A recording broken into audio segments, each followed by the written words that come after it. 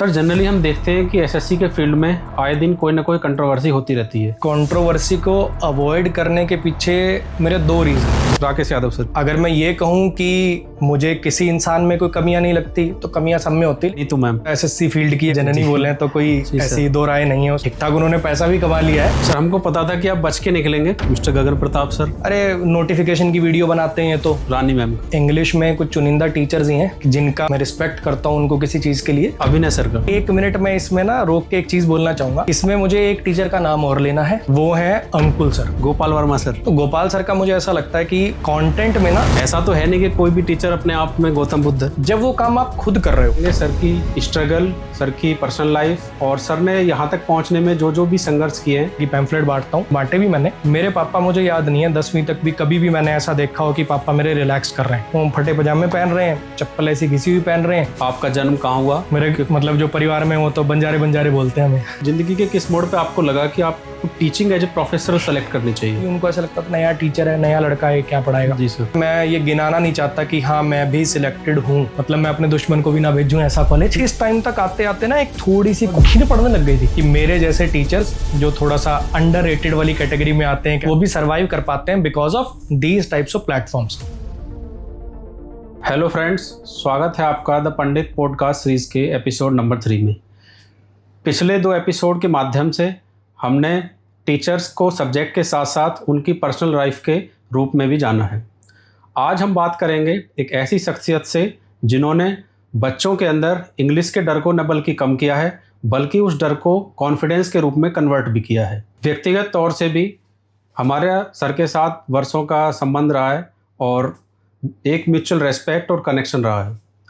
इसलिए आज हम बात करेंगे सर की स्ट्रगल, सर की पर्सनल लाइफ और सर ने यहाँ तक पहुँचने में जो जो भी संघर्ष किए हैं, आज उन सभी विषयों पर चर्चा करेंगे। Please welcome Aman Vashishtha sir. सबसे पहले तो थैंक यू भाई मुझे इनवाइट करने के लिए। शायद ये मेरा पहला ही पॉडकास्ट है और वो भी द पंडित्स के प्लेटफॉर्म पे हो रहा है, तो ये और भी अच्छी बात है क्योंकि शायद ये बात मैंने पहले भी बोली है कि मेरे जैसे टीचर्स जो थोड़ा सा अंडररेटेड वाली कैटेगरी में आते हैं, कह लो, या लाइमलाइट से थोड़ा दूर वाली कैटेगरी में आते हैं, वो भी सर्वाइव कर पाते हैं because of these types of platforms जो स्टूडेंट्स को अच्छा कंटेंट सजेस्ट करते हैं। या इस बात को मैं अगर शॉर्ट में कहूँ तो मैं रह पाता हूँ ऐसे प्लेटफॉर्म की वजह से। तो इस चीज़ के लिए आप लोगों का शुक्रिया। चलो शुरू करते हैं पॉडकास्ट। जी, thank you so much sir for being here. सबसे पहले हम आपकी पर्सनल लाइफ से स्टार्ट करते हैं कि आपका जन्म कहाँ हुआ और आपकी जो स्कूलिंग है, प्राइमरी एजुकेशन है, वो कहाँ से स्टार्ट हुई? क्लास में भी बहुत बार ना स्टूडेंट्स ये क्वेश्चन करते हैं, सर आप कहाँ से हो?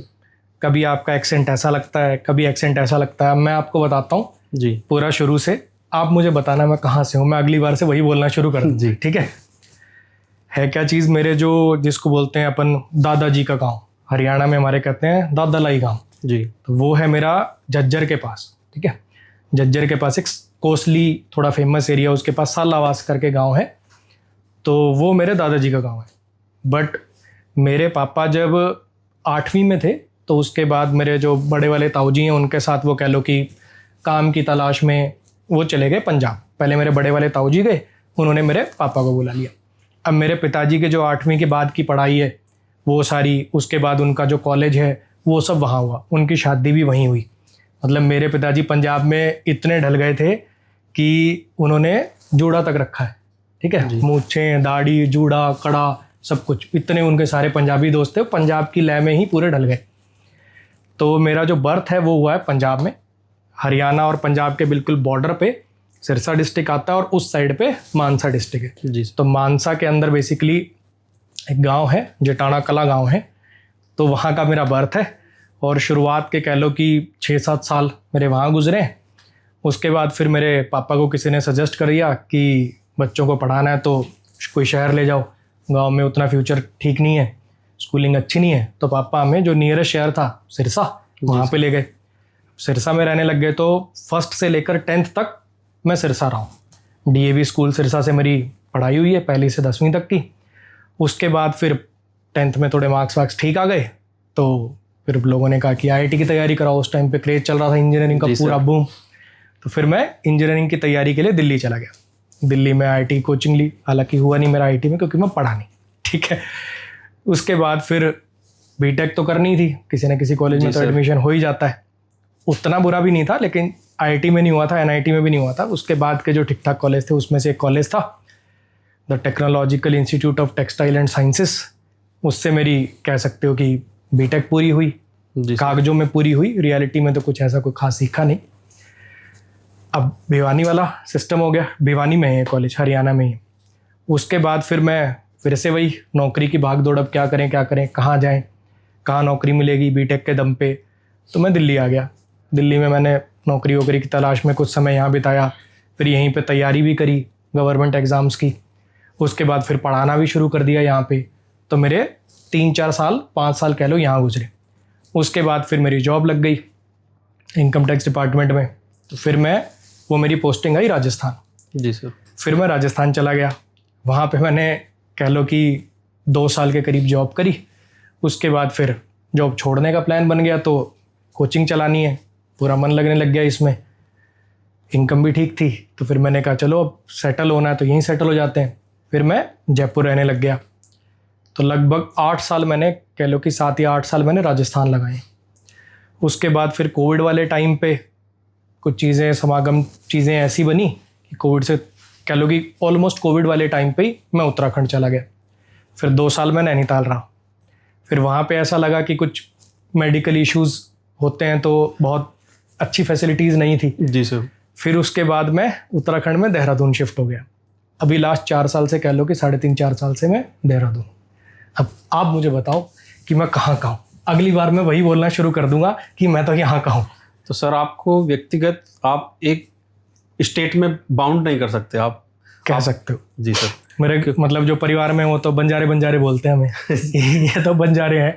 जब भी पूछेंगे ना कहाँ रह रहे हो अभी, तो उनके माइंड में ना एक संशय होता है कि अब आगे कहाँ का प्लान है अब आगे।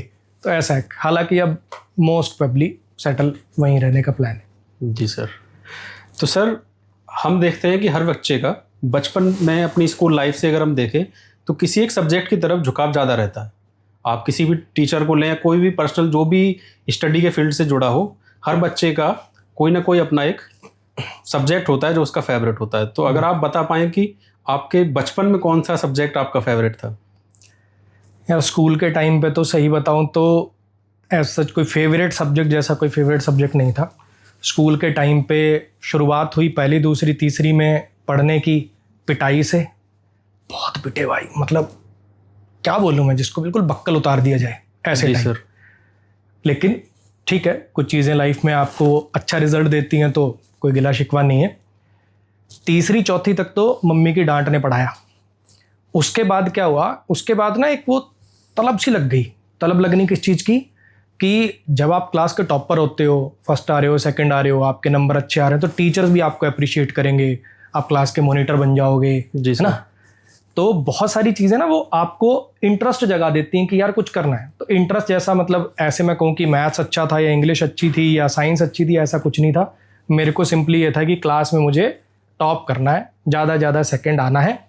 टॉप कर जाऊँ अच्छी बात है, नहीं तो सेकंड से नीचे नहीं जाना है ताकि टीचर लोग तारीफ़ करें। बस यही मेन मकसद था। ऐसा कोई इंटरेस्टिंग सब्जेक्ट ऐसा कुछ नहीं था। 10वीं तक तो सिर्फ और सिर्फ नंबरों के लिए ही पढ़ाई करिए, ऐसा ही सर।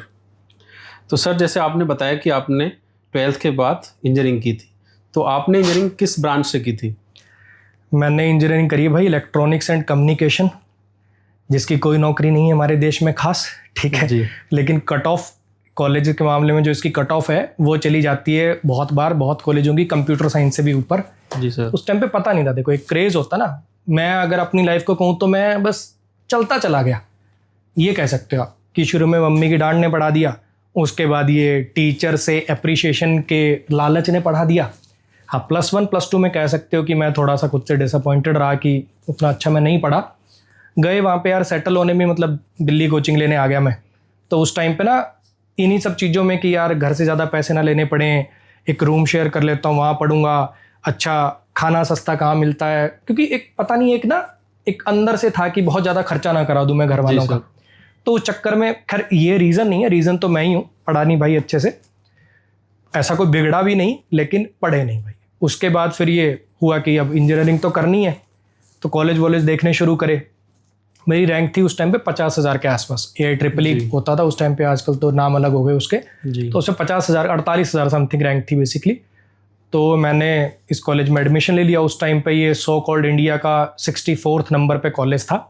हालांकि अगर मैं कॉलेज की बात करूं तो मेरे से बुलवाओगे तो मतलब मैं अपने दुश्मन को भी ना भेजूं ऐसा कॉलेज। जी सर। ठीक है, हमारे जाने के बाद ठीक हो गया, लेकिन हमारे टाइम पे जो कॉलेज के हमारे डायरेक्टर थे, अब मैं 3-4 आपको अगर बातें बताऊंगा तो आप बोलोगे कॉलेज में थे कि कहाँ थे। जी सर। हमारे कॉलेज में ड्रेस होती थी, जी ठीक है, स्कूल टाइप की, बिल्कुल नीली नेवी ब्लू कलर की पैंट, ऊपर वाइट शर्ट, ये हमारी स्कूल की ड्रेस है। मतलब कॉलेज में, उस कॉलेज में नहीं निकलता मेरे मुंह से उसके लिए, जी सर। स्कूल की ड्रेस है। और अगर लड़कियों की ड्रेस सुन लोगे फिर तो और भी, बेबी पिंक कलर का सूट, वाइट कलर की सलवार और 2 चोटी बनानी, ऐसा तो वो कॉलेज था जी। उसमें भी कैंटीन सिर्फ लंच टाइम पे खुलेगी। आप सोचो कि कैंटीन में जाके आप बैठ जाओगे, दोस्तों के साथ एंजॉय कर लोगे, तो ना जी। अच्छा, आप सोचो कि कॉलेज जाऊंगा ही नहीं, हॉस्टल ही रह लूँगा।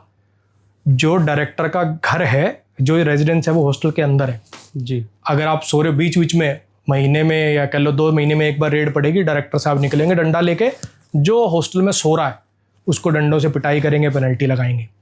9 बजे के बाद कॉलेज में एंट्री नहीं। आप सोचो पहला लेक्चर बंक करके आराम से उठ के चला जाऊंगा, 9 बजे कॉलेज का गेट खुलेगा, या तो पहले लेक्चर पे एंट्री हो सकती है या लंच के बाद, बीच में एंट्री नहीं हो सकती। तो भाई कॉलेज क्या था, वो स्कूल ही था। मैं तो अपने दुश्मन को भी ना भेजूंगा, लेकिन चलो ठीक है, अब कट गई। कुछ ना कुछ कह लो कि ये ज़िंदगी ने शायद, ये जो +1 +2 है या कॉलेज है, इसने पढ़ाई में तो कुछ ज़्यादा नहीं सीखा मैंने, लेकिन वैसे थोड़ी सी कह लो कि दिल्ली निकले, बाहर रहे, थोड़ा सा इंडिपेंडेंट बने, तो उन चीज़ों ने थोड़ा सा काम किया। एक पॉजिटिव पॉइंट, ऐसी बात नहीं, इतनी बुराई भी नहीं करनी चाहिए जी। तो 2-3 पॉजिटिव पॉइंट बता देता हूँ मेरे कॉलेज के। एक तो खाना, ऐसा खाना, मतलब लोग बोलते हैं कि घर की याद नहीं आती, घर से बढ़िया खाना, ऐसा खाना शायद ही किसी कॉलेज में होता हो। बहुत बढ़िया खाना, बहुत बढ़िया था। रीज़न उसका ये था कि हमारे कॉलेज में जो स्टूडेंट थे ना, उन्हीं में से हेड चुन के मैं सेक्रेटरी चुनते थे, वही सारी चीज़ देखता था, क्या मटेरियल आएगा, क्या मेन्यू डिज़ाइन होगा, सब कुछ वो करते थे। तो खाना बहुत अच्छा था। वहाँ पे वॉलीबॉल खेलता था मैं बहुत ज़्यादा। मतलब ये लगा लो कि रात को डिनर करके आए 8 साढ़े 8 बजे, उसके बाद 9 बजे वॉलीबॉल चालू होती थी और कई बार रात के 3 भी बज जाते थे। वॉलीबॉल खेलना वो एक लाइफ का इंटरेस्टिंग पार्ट रहा। और दूसरा, ना चाहते हुए ना बहुत सारी चीज़ें, कई बार आपको ऐसा लगता होता है कि मेरी लाइफ तो बहुत सही नहीं है, मेरी लाइफ तो बहुत ख़राब है, लेकिन कई बार उन चीज़ों से ना बहुत पॉजिटिव चीज़ें आपके लिए हो रही होती हैं। जैसे जो +1 +2 वाला टाइम था, उसने एक नए शहर का एक्सपोजर, आपकी जो बोलने की हिचक थी उसको निकाला। क्योंकि स्कूल टाइम पे मैं कह लो कि थोड़ा इंट्रोवर्ट टाइप, कहीं भी स्टेज पे कभी चढ़ा नहीं, ना किसी इवेंट में पार्ट लिया। जीके कंपटीशन वगैरह में जाते थे, वहाँ ऐसा कुछ आंसर ही बताने होते हैं, लेकिन उस फेज़ ने बड़ा साथ दिया। कॉलेज ने थोड़ा सा कह सकते हो कि वहाँ पे जो होता है ना, प्रेजेंटेशन वगैरह देना, इवेंट ऑर्गेनाइज कराना, और तो कुछ था नहीं। कॉलेज की पढ़ाई में तो नंबर नहीं आ रहे, तो थोड़ा सा अपने आप भी एक कह लो कि एक स्टेटस बनाने के लिए सोसाइटी थी, तो उसको ज्वाइन कर लिया, उसकी काम करने लग, इवेंट ऑर्गेनाइज करने लग गए। तो उससे जो बोलने की जो कला है, अपनी बातों को जो एक्सप्रेस करने की कला है, वो डेवलप होती हुई चलेगी। तो ये कह सकते हो कि उस कॉलेज से मुझे ये मिला है, ये कुछ पॉजिटिव पॉइंट है। जी सर। तो सर जैसे आपने इंजीनियरिंग भी की थी और आप उसके बाद इनकम टैक्स में भी सेलेक्ट हुए, तो आपको कब लगा, ज़िंदगी के किस मोड़ पे आपको लगा कि आपको teaching as a professor select करनी चाहिए? इसका जवाब तो यार थोड़ा सा लंबा हो जाएगा ये। जी सर, बिल्कुल। ये ऐसा है यार कि कोई शौकिया तो नहीं आया था मैं टीचिंग में। हुआ क्या था कि इंजीनियरिंग कंप्लीट हो गई, ठीक है। इंजीनियरिंग में हमारे भी ख्वाब थे। हम अपने आप को कह लो कि एक डिल्यूजन में रखते थे कि जैसे ही नौकरी, ये अपना बीटेक ख़त्म होगी, 50,000 की तो नौकरी लग जाएगी, ठीक है। लेकिन जब रियलिटी का सामना हुआ, कॉलेज में कोई कंपनी आई नहीं, इलेक्ट्रॉनिक्स की एक भी कंपनी नहीं आई। तो फिर क्या करें? अब ऑफ कैंपस इधर उधर जा रहे हैं, वहाँ पे कहीं पे किसी का सिलेक्शन हो ही नहीं रहा, क्योंकि ना तो कॉलेज की वैसी रेपुटेशन है और ना ही कह सकते हो कि हमारी ब्रांच की वैसी रेपुटेशन है। IT वाईटी वालों को फिर भी हो जाते। फिर हम पहुँच गए मेरे भाई, हमारा जो कॉलेज का फाइनल सेमेस्टर होता ना, वो ट्रेनिंग का होता है। उस 6 महीने में कोई पढ़ाई नहीं होती, खाली ट्रेनिंग करके आनी होती है आपको। इंडस्ट्रियल ट्रेनिंग होती है और उसी की रिपोर्ट के दम पे आपको मार्क्स मिलते हैं। जी सर। तो कह लो कि हमारा कॉलेज जो 6 महीने पहले, 4 साल का पूरा पीरियड था, उसमें 6 महीने पहले ही ख़त्म हो जाता है। तो उसमें क्या किया, हम कॉलेज वहाँ पे पहुँच गए, हमने इंडस्ट्रियल ट्रेनिंग नहीं करी, डायरेक्ट जॉब वॉब देखनी शुरू कर दी। तो हमें ये समझ में आया, हालांकि जावा की कोचिंग भी करी थी मैंने उस टाइम पे कि इलेक्ट्रॉनिक्स में नहीं मिल रही तो चलो कंप्यूटर साइंस की नौकरी मिल जाए, 3 महीने का जावा का कोर्स भी किया था। लेकिन वो जो नौकरी की चाह थी, पहली बात तो मिली नहीं, और जो मिल भी रही थी वो सब क्या कर रहे थे कि 8,000 रुपये आपको महीना देंगे, और वो भी तब जब 3 महीने पहले आप हमारे पास आओगे, काम सीखोगे, फिर आपकी परफॉर्मेंस के बेस पे हम आपको रखेंगे, नहीं रखेंगे, मतलब अगर वो 10 बच्चों को ले रहे हैं तो 10 में से 5 को रखेंगे और 5 को भी 8,000 रुपये देंगे। तब थोड़ा सा एक रियलिटी चेक मिला कि यार ये तो नहीं, जी सर, हम शायद इतने वो नहीं है कि मतलब ये इससे तो कुछ अच्छा डिजर्व करते हैं, शॉर्ट में बात ही। फिर सोचा क्या करें, तो साथ के कुछ बच्चों ने, मुझे तो पता भी नहीं था उस टाइम पे एसएससी या कोई ऐसा एग्ज़ाम होता है या कोई गवर्नमेंट एग्ज़ाम होते हैं जिनके लिए, क्योंकि सोचा ही नहीं था इन सब चीज़ों के बारे में। फिर जो दोस्त थे कैलो कॉलेज के, उनमें से एक दो ने बताया, प्लान बनाया कि चलो यार दिल्ली में ना मुखर्जी नगर में इसकी तैयारी होती है, एसएससी नाम से एग्ज़ाम है, इसके अंदर इंग्लिश, मैथ, रीजनिंग, जीएसई आता है और कर सकते हैं अपन, ऐसा एग्ज़ाम है। तो मैं कहा जी ठीक है, वो सारे जा रहे थे, हम भी साथ साथ हो लिए कि ठीक है चलते हैं, करते हैं। फिर कुछ टेस्ट वगैरह, हालांकि मैंने ऐसा नहीं कि डायरेक्ट कूद गया प्रिपरेशन पे, कुछ टेस्ट वगैरह लगा के भी देखे थे, तो लगा कि हाँ यार ये कर सकते हैं अपन भी। उस टाइम पे हमारे टाइम पे कट ऑफ जाता था 100 का 105 नंबर, 107 नंबर, ऐसा टाइप का। तो बिना कोचिंग लिए भी 80+ नंबर आ गए थे, तो लगा था यार ये तो अपन कर सकते हैं, खींच देंगे, कोई बात नहीं। तो पहुंच गए अपन कोचिंग लेने। अब ये जो फेज़ था ना, मतलब ग्रेजुएशन ख़त्म होने के बाद का, इस टाइम तक आते आते ना एक थोड़ी सी खुद से, थोड़ी सी कह लो कि जिसको मैं कहूँगा घिन पड़ने लग गई थी कि यार कब कमाएंगे अपन, कि माँ बाप ने स्कूलिंग करा दी, कॉलेज भेज दिया, और कॉलेज से पहले भाई दिल्ली फिरजी भेजना, उसके भी मुझे बहुत बढ़िया से याद है 1,38,000 रुपये लगे थे। तो एक खुद के ऊपर ना एक साइकोलॉजिकल बर्डन सा था कि मुझे जल्दी से जल्दी अब अर्न करना शुरू करना है। अब कोचिंग लेनी शुरू कर दी। यहाँ पे पहले मुखर्जी नगर में देखा, तो मुखर्जी नगर में तो कमरे थे भैया उस टाइम पे 8,000 रुपये के। फिर मैंने कहा इससे सस्ता कमरा कहाँ मिलेगा, तो गांधी विहार चले गए। गांधी विहार में कमरा था भाई 6,500 रुपये का। मैं कहा ये भी ज़्यादा है, 6,500 रुपये का कमरा हो जाएगा, खाना हो जाएगा तो बहुत खर्चा हो जाएगा। फिर एक गोपालपुर नाम से गाँव है, जो रहते हैं उनको पता होगा, मतलब क्या बोलूँ मैं, गाँव तो वहाँ पे लिटरली गाँव ही है, वो दिल्ली के अंदर गाँव है जी। भैंसें पाल रखी हैं लोगों ने वहाँ पे, कीचड़ है रोडों पे, रोड तो है ही नहीं, मतलब गांव की तरह जैसे कच्ची गलियां होती हैं वैसे। जी सर। बरसात होते ही मतलब इतना इतना कीचड़ हो जाएगा वहाँ। और मच्छर भाई, वैसे मच्छर जिंदगी में नहीं देखे। मतलब मैं, ये चीज़ आपको शायद लगे कितनी बड़ा चाटे बोला, सच में तुम ओपन में सो जाओ, मच्छर तुम्हें उठा के नाले में फेंक दे, ऐसे मच्छर। रूम में 4 आप ऑल आउट जला लो, कॉयल जला लो, खैर ठीक है। अब मैं एक चीज़ यहाँ पे शॉर्ट में, मैं ना बहुत कम जगह पे मैंने बातें बोली, और मैं इस चीज़ को ना थोड़ा ग्लोरीफाई नहीं करना चाहता, या मैं ये कहूँ कि ओहो मैंने तो कितने कष्ट झेले हैं जीवन में, नहीं। जितना मैं लाइफ में डिज़र्व करता था, मेरे हिसाब से मुझे उससे ज़्यादा ही अच्छा मिला है। तो मैं बिल्कुल कंप्लेन नहीं कर रहा अपनी लाइफ की, इसको मैं बहुत अच्छे पीरियड में ही मानता हूँ मैं अपने, कि इससे इस चीज़ ने मुझे लाइफ में कुछ बना दिया। तो मैं इसको नेगेटिवली प्रेजेंट नहीं करना चाहता, लेकिन मैं बस, इन्होंने पूछा तो बता रहा हूँ। वहाँ पे कोचिंग कर, मतलब साथ साथ कोचिंग चल रही है, अब जाना है अपना। लेकिन फिर भी कहीं ना कहीं 2,600 रुपये का रूम तो वहाँ पे भी है, 2,000 रुपये खाने के, 500 रुपये और भी रिचार्ज वगैरह ये सब चीज़ों के लग ही जाते हैं। तो लगभग 5,500 रुपये के आसपास खर्चा था जी। तो अब मुझे लगा कि यार अब क्या करें, घर वालों से तो और ले नहीं सकते। फिर मैंने सोचा कि काम करते हैं, कुछ और काम धंधा देखते हैं। हालांकि पहला थॉट तो मेरा ये था कि पैम्फलेट बांटता हूँ, एक दिन बांटे भी मैंने। मुझे लगा था ये पैम्फलेट बांटते ना कोचिंगों के बाहर, जी सर, तो मुझे लगा बांटूंगा मैं, और ये तो बड़ी जल्दी बांट दूंगा मैं, तो 1 घंटे के अंदर ऐसे ऐसे बांटूंगा ऐसे।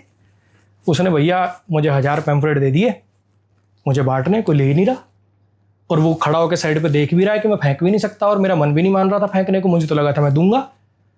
वो भैया 1000 बढ़ते बढ़ते शाम हो गई। लगा आज तो पूरे दिन की तैयारी की तो ऐसी हो गई, पूरा दिन खराब हो गया मेरा तो। फिर जब मैं खाना खाने जाता था ना, वहाँ पे एक भैया आते थे, तो बात होती थी। तो मैंने कहा भी ऐसे ऐसे मुझे कुछ करना है, घर से पैसे नहीं लेने। यहाँ पे रोक के ना एक चीज़ और क्लैरिफाई कर दूँ कि मतलब मेरे घर वाले कोई ऐसा बहुत गरीब नहीं थे, जिसको मैं कहूँ ना गरीब। जी सर। ऐसी कोई सिचुएशन नहीं थी। कहीं आप लोगों को शायद इस बातों से ऐसा लगे कि मैं ये दिखाना चाहता हूँ हम तो पता नहीं कितने गरीब परिवार से आते हैं। नहीं मेरे भाई, ऐसा नहीं था।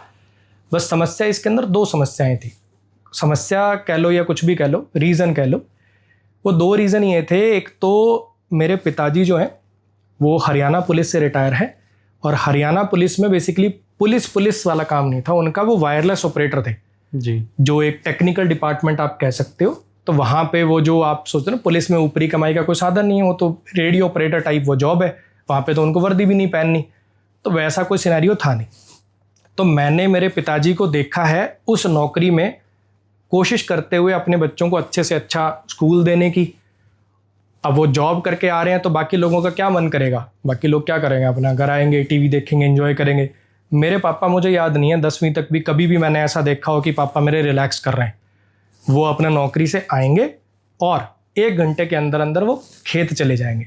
हमारी पंजाब में ज़मीन भी थी तो उनको ऐसा लगता था कि मैं अगर खुद खेती करूँगा तो शायद ज़्यादा पैसे बनेंगे, बच्चों को और अच्छा फ्यूचर दे पाऊँगा, तो वो खेती करने चले जाते थे। अब सोचो कि आपने ऐसे जीते हुए देखा अपने पिताजी को, ठीक है। मेरे पिताजी ने मतलब आज तक भी टिल डेट कोई नया व्हीकल नहीं खरीदा, ये मान लो आप। जी सर। वो साइकिल पे चलते रहे, अपना बाइक ले सकते थे वो, लेकिन वही है कि उनको लगा कि बाइक से खर्चा होगा, तेल और खर्चा, थोड़ा कह लो कि बच्चों को अच्छा फ्यूचर देना, और थोड़ा कंजूसी फैक्टर भी इसको कह सकते हो, कंजूस भी है काफ़ी। जी सर। अब एक एग्जांपल से आप समझोगे कि 10वीं क्लास की बातें हैं, 9वीं 10वीं की, तो उनको ये था कि अब ये ट्यूशन वूशन भी जाता है साइकिल पे, तो आते हुए सब्जी ले आएगा।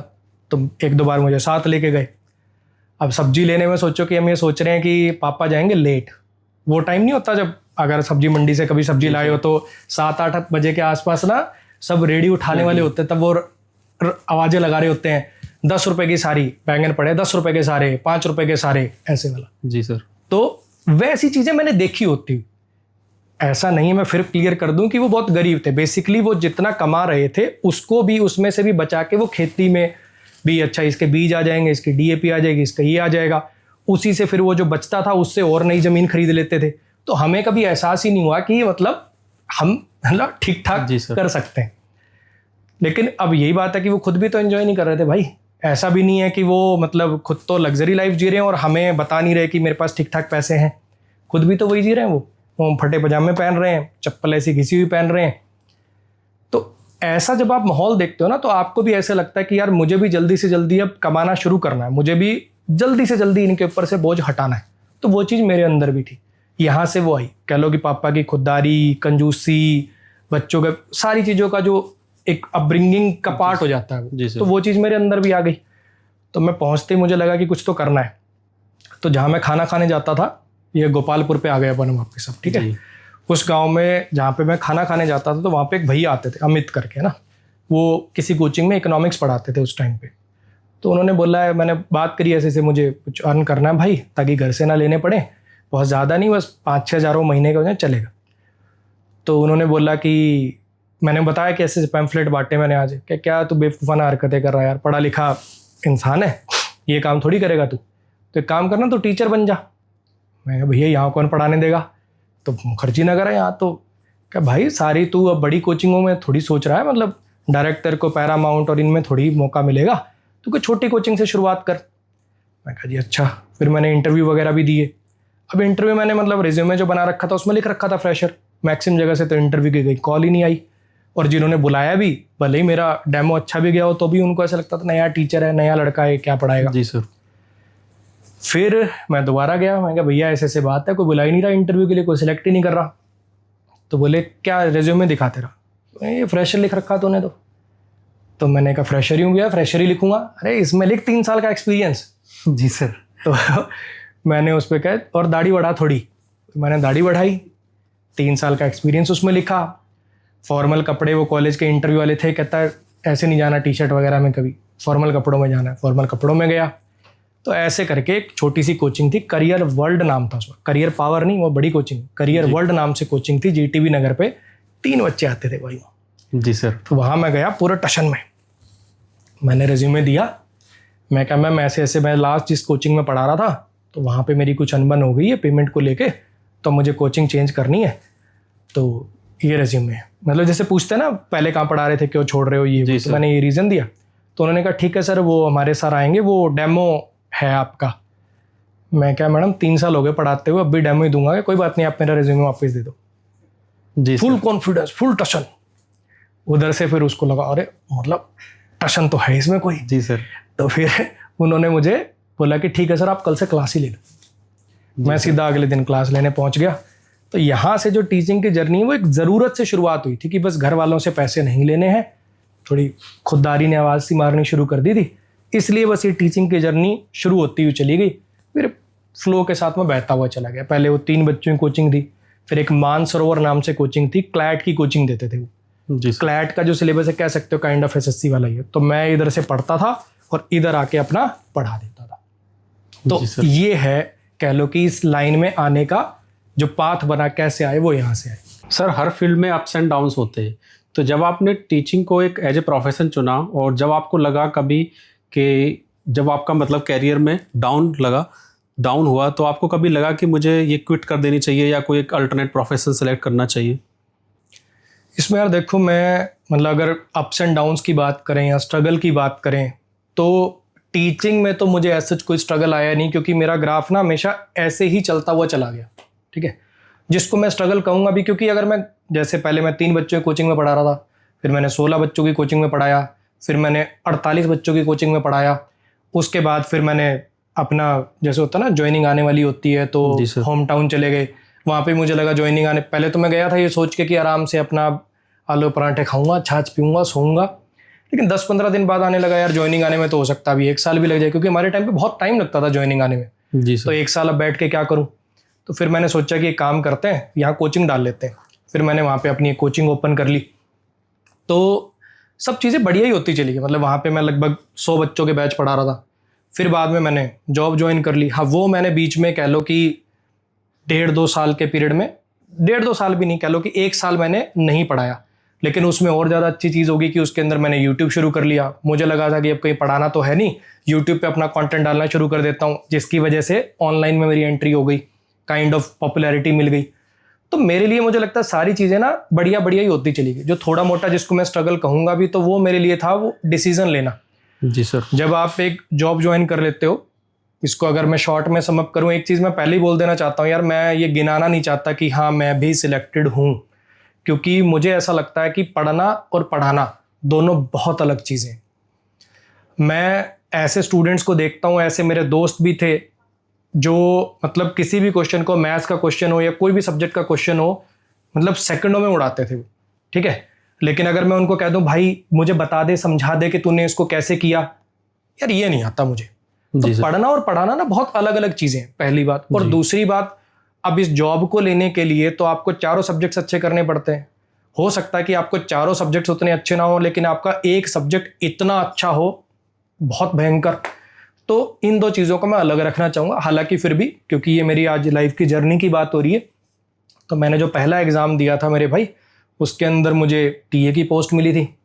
उसके बाद फिर दूसरा जो एग्ज़ाम दिया, हालांकि मेरी जो ड्रीम पोस्ट थी वो एएसओ इन दिल्ली थी, क्योंकि थोड़ा सा ना कह लो कि आप बचपन से मैं थोड़ा सा फैमिली ओरिएंटेड आदमी की, मेरे को तो अच्छा बाद में शादी हो जाएगी, बच्चे होंगे, तो वो बच्चों को बार बार स्कूल चेंज ना करना पड़े, क्योंकि दिल्ली में अगर पोस्टिंग होगी तो ज़्यादा थोड़ा मोटा डिफरेंस आएगा, और एएसओ वालों में तो बहुत रेयर ही होती है, उसमें तो खाली डिपार्टमेंट बदलते, बिल्डिंग भी वही रहती। तो मेरे को था ये जॉब चाहिए। हालांकि वो मैं क्रैक कर नहीं पाया, पहले में वो मिली, दूसरे में चेन्नई मिल गया। तो यही सब चीज़ों में, मतलब एक्साइज में अपने को चेन्नई मिल गया, तो इन्हीं चीज़ों में रह गया मैं। और जब पढ़ाना शुरू कर दिया तो उधर से फोकस घटता गया, तो हर साल मेरे मार्क्स कुछ ना कुछ कम ही हो रहे थे, बढ़ नहीं रहे थे। लेकिन चलो फिर वही बात, गिनाना मतलब नेगेटिवली नहीं है, मुझे अच्छा ही होता हुआ चला गया मेरे साथ सब कुछ। जी सर। जितने मैंने एफर्ट्स डाले या जितना मुझे मिलना चाहिए था, शायद उससे ज़्यादा ही मिला है। तो ये था।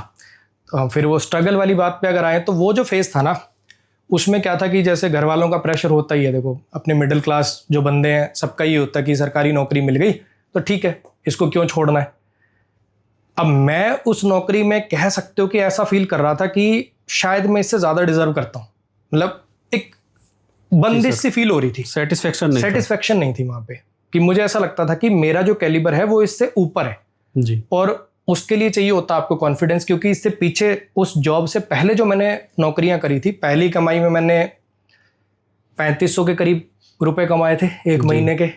फिर जब मैं दूसरी कोचिंग में गया तब मैं लगभग मान के चलो आपकी 8000 या कह लो 9000 रुपये कमा रहा था। तीसरी कोचिंग में जाने के बाद फिर मैंने जब 48 बच्चे पढ़ाने लग गया तो लगभग 22-23 हज़ार रुपये। सिरसा में खुद की कोचिंग डाली तो लगभग 45-46 हज़ार रुपये इतने में कमा रहा था। लेकिन ये कोई ऐसा अमाउंट नहीं था कि जिसके दम पे मैं ये डिसीजन ले सकूं कि नौकरी छोड़ दूं। तो वो एक थोड़ा सा ना डिलेमा का फेस था, सारा दिन सोचता रहता था ये करूं ये करूं ये करूं। लेकिन फिर एक टाइम आता है जब चीज़ें आपको कॉन्फिडेंस दे देती हैं। फिर मैंने क्या करा, मैंने जयपुर पढ़ाना शुरू कर दिया वीकेंड पे, जयपुर पैरामाउंट में। तो वो एक फेस था जब आप देखते हो ना कि अरे यार मैं मतलब 500 बच्चों को इकट्ठा कैटर कर पा रहा हूँ। वहाँ पे क्या होता था, 3 हॉल होते थे, प्रोजेक्टर पे क्लास चलती थी उस टाइम पे भी। एक हॉल जो सामने जो टाइम से आ गया बच्चा उसको, क्योंकि मैं सैटरडे संडे ही जा रहा हूँ, ठीक है, फरलो वरलो मार के फ्राइडे भी चला जाता था। तो 3 दिन मैं जा रहा हूँ, तो मुझे ऑब्वियस बात है सारे बैचेस मर्ज करने पड़ेंगे ताकि सबका सिलेबस कंप्लीट हो जाए। बैचेस तो हर महीने लॉन्च हो रहे हैं, मैं 3 ही दिन क्लास लूँगा तो कैसे सिलेबस पूरा होगा।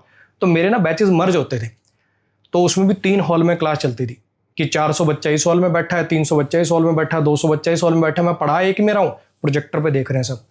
तो उससे थोड़ा कॉन्फिडेंस आया कि यार कुछ तो देख है तेरे में, मतलब अगर 1000 बच्चा मतलब सामने भी नहीं दिख रहा, मैं वो सिर्फ प्रोजेक्टर पे मुझे देख के संतुष्ट है, बैठा है, फीडबैक मेरा अच्छा जा रहा है, तो कुछ तो है। और दूसरा मैं ये भी कहूँगा यार, मैं अगर ये बातें बोलूँ कि नहीं मैं तो सिर्फ मुझे मतलब बच्चों का उद्धार करना था, मैंने सोचा था कि मैंने एक जॉब ले ली है, इससे तो एक ही नौकरी आई, क्यों ना मैं सैकड़ों बच्चों को नौकरी दूं, तो ऐसी बातें मैं नहीं करूँगा भाई। सबसे मेन होता है कोई भी प्रोफेशन के लिए पैसा। सीधी बात है ये, ठीक है। जब तक आपको पैसे की स्टेबिलिटी नहीं दिखती, कोई नहीं आता इस लाइन में या किसी भी लाइन में। हाँ, पैसे के साथ अगर अच्छी बात ये हो जाए कि उस काम को करने में आपको मज़ा भी आ रहा हो, तो वो सोने पे सुहागा है कि अपन गए, पैसा ठीक मिल रहा है वहाँ पे। और दूसरी बात, जब आप खड़े होते हो ना तो आपको प्रॉपर एक सेलिब्रिटी टाइप वाइब आएगी कि हर बच्चा आपको ऐसे देख रहा है ना। तो उसका एक वो अलग ही वो एक नशा है, वो आप जब जो पढ़ाते हैं वही फील कर पाएंगे उस चीज़ को ना। तो वो एक थोड़ा डिलेमा था कि घर वालों का प्रेशर था नौकरी कंटिन्यू करने के लिए, और इधर मैं छोड़ना चाहता था। वहाँ पे थोड़ा सा मुझे लगता है कि थोड़ा परेशान हुआ मैं। लेकिन फिर उसके बाद जब छोड़ दी, सिचुएशन ऐसी बन गई थी, डिपार्टमेंट में भी सबको पता चल गया था कि ये पढ़ाता है, तो थोड़े सर्कमस्टांसेस ऐसे बने कि या तो ये कर ले भाई या ये कर ले। डिपार्टमेंट से भी थोड़ा प्रेशर आ गया था, तो मैं कहा ठीक है जी चलते हैं, फिर अलविदा। तो उसके बाद फिर यहीं से कंटिन्यू हो गए। तो चीज़ें मेरी नज़र में मेरी सारी बढ़िया ही जाती गई हैं। टाइम टू टाइम थोड़े ग्रो ही हुआ हूँ मैं, तो कभी ऐसे कोई टीचिंग को लेके कोई ज़्यादा डाउट मेरे माइंड में आया नहीं कि अभी इसको कंटिन्यू करना है या गलत आगे जैसा। बढ़िया सर। जी सर। सर जनरली हम देखते हैं कि एसएससी के फील्ड में आए दिन कोई ना कोई कंट्रोवर्सी होती रहती है, या फिर टीचर्स में ही आपस में कोई ना कोई कंट्रोवर्सी आपस में क्रिएट कर लेते हैं। लेकिन हम देखते हैं कि आप ना तो कभी किसी कंट्रोवर्सी का हिस्सा रहते हैं, या ना ही आप अपने पास से भी कोई कंट्रोवर्सी क्रिएट करते हैं। तो ये जो आपका नेचर है, ये नेचुरली है या आपने सोच रखा है कि मुझे ये सब कंट्रोवर्सी को अवॉइड ही करना है? देखो यार, कंट्रोवर्सी को अवॉइड करने के पीछे मेरे 2 रीज़न्स हैं, ठीक है। पहला रीज़न तो ये कि होता क्या ना, कंट्रोवर्सी शुरू छोटी सी बात से होती है कि अच्छा किसी टीचर ने कोई क्वेश्चन गलत पढ़ा दिया, है ना, कुछ छोटी सी बात से वो शुरुआत होती है। लेकिन आजकल क्या हो गया कि फिर उसका कोई दायरा नहीं बचता, आपस में बहुत बहुत ज़्यादा छीछा लेदर हो जाती है, जो पर्सनल कमेंट्स, मतलब बहुत ज़्यादा नेगेटिव माहौल हो जाता है, जो कि मुझे लगता है कि हम जिस प्रोफेशन में है ना उसको सूट नहीं करता। जी हम कोई कहने को हम यूट्यूब पे हैं, लेकिन हम यूट्यूबर नहीं हैं, हम टीचर्स हैं जी। तो अपनी एक आपको एक दायरा मेंटेन रखना चाहिए, क्योंकि मुझे लगता है कि जो स्टूडेंट होता है ना, वो सिर्फ इस चीज़ से आपको नहीं जानता कि आप कैसा पढ़ाते हो, आपका कंटेंट कैसा है, आपका ओवरऑल एक पर्सनैलिटी भी होती है जिसको बच्चा देखता है और जिससे इंस्पायर होता है। तो मुझे लगता है कि वो वाली चीज़ बहुत ज़्यादा इंपॉर्टेंट है मेरे लिए, खास करके मेरी इमेज जी। तो इसलिए मैं अवॉइड करता हूँ। दूसरा रीज़न ये है कि ये जब चीज़ें चल रही होती ना, हो कंट्रोवर्सी का प्रोसेस क्या है, आपको कोई चीज़ गलत लगी, आप आके यूट्यूब पे बोलोगे कि हाँ जी ये चीज़ गलत है, फिर सामने वाला उसको जस्टिफाई करेगा, फिर आपकी उस बात में कमी निकाल लोगे उसने जो बोला, फिर ऐसे ये टू एंड फ्रो चलता रहेगा जी। तो इस टाइम पे क्या होगा, एक नेगेटिविटी क्रिएट होती है, और भी 4 लोग उसके अंदर कूद जाएंगे, अपने मत देने लगेंगे। स्टूडेंट्स के जो कमेंट्स होंगे, उनके जो फैंस हैं या कह लो उनके जो स्टूडेंट्स हैं, वो इधर आके ट्रोल करेंगे, आपके उनको जाके ट्रोल करेंगे। तो ये जो नेगेटिविटी होती है ना भाई, इसके अंदर आपकी इमेज तो जाती है, लेकिन एज अ पर्सन हमारी जाती है मेंटल पीस। और मेरी नज़र में मतलब मेरी मेंटल पीस की और मेरी इमेज की बहुत ज़्यादा वैल्यू है भाई। मैं, और वैसे भी यार दुनिया में ऑलरेडी इतनी नेगेटिविटी है, हर चीज़ में इंसान को कंट्रोवर्सी, नेगेटिविटी यही चाहिए, तो हम एज अ टीचर भी उसमें को क्यों कंट्रीब्यूट करें, है ना? जी सर। छोटी सी जिंदगी है, क्यों किसी के बारे में कुछ बुरा बोलना है। जी सर। सर हमको पता था कि आप बच के निकलेंगे, इसलिए हमने अपने पॉडकास्ट में एक नया सेक्शन रखा है, रैपिड फायर। क्या फंसवाओगे भाई तुम, ये सब चीज़ें मत करो। तो उसमें हम आपको जो भी, मतलब हम एक टीचर का नाम लेंगे, आपको उसमें आपको 1 या 2 लाइन जो भी आपको लगे वो बोलनी है। अच्छा, मतलब ये तो जरूरी नहीं है ना कि मैं नेगेटिव ही बोल लूँ? नहीं सर, जो आपको लगे। चलो फिर ठीक है। तो सर सबसे पहले मैं बात करता हूँ राकेश यादव सर की। देखो यार, मेरा जो देखने का नज़रिया ना चीज़ों को, अगर मैं ये कहूँ कि मुझे किसी इंसान में कोई कमियां नहीं लगती, तो कमियां सब में होती है, लेकिन मेरा ऐसा नज़रिया, मेरा ऐसा मानना है कि किससे मैं क्या चीज़ पॉजिटिव ले सकता हूँ। अक्सर हमारी टीचर्स में भी जब बात होती है तो लोग मुझे कहते हैं कि यार तुम इनकी भी तारीफ़ कर देते हो, इनकी भी तारीफ़ कर देते हो। तो एक एक करके मैं आपको ये बताने की कोशिश कर सकता हूँ कि किस इंसान से मैं क्या चीज़ सीखना चाहता हूँ या क्या चीज़ लेता हूँ एज अ, मतलब पॉजिटिव। तो राकेश सर से यार एक चीज़ तो मुझे लगता है कि विजनरी बहुत है। मतलब कोई भी चीज़ की शुरुआत हो अगर आप लोगे जी, जैसे सर की एक बुक आती थी 7300, आपने सुना हो जी। तो वो बुक लॉन्च करना, उसकी डिस्ट्रीब्यूटरशिप को मैनेज, मतलब समझ रहे हो, वो एक डिसीजन लेना उस टाइम पे। इसके अलावा जब ऑनलाइन नहीं आया था तो प्रोजेक्टर के थ्रू दिल्ली के टीचर्स की क्लासेस चलना, उनकी शुरुआत इनके थ्रू ही। तो एक विजन होता ना चीज़ का भी, हाँ ये चीज़ आगे चल के बड़ी बन सकती है, इसमें मैं स्टेप ले सकता हूँ। तो वो चीज़, एक हेल्थ का बड़ा ध्यान रखते हैं भाई, मतलब अच्छी खासी है जो भी उनकी, फिर भी तो उस चीज़ को लेके, मतलब ये चीज़ मैं उनसे पॉजिटिव ग्रहण करता हूँ। जी। तो सर दूसरा इसमें नीतू मैम। नीतू मैम मुझे लगता है एसएससी फील्ड की, अगर उनको जैसे माता बोला जाता है, जननी बोले, तो कोई ऐसी दो राय नहीं है उसके अंदर।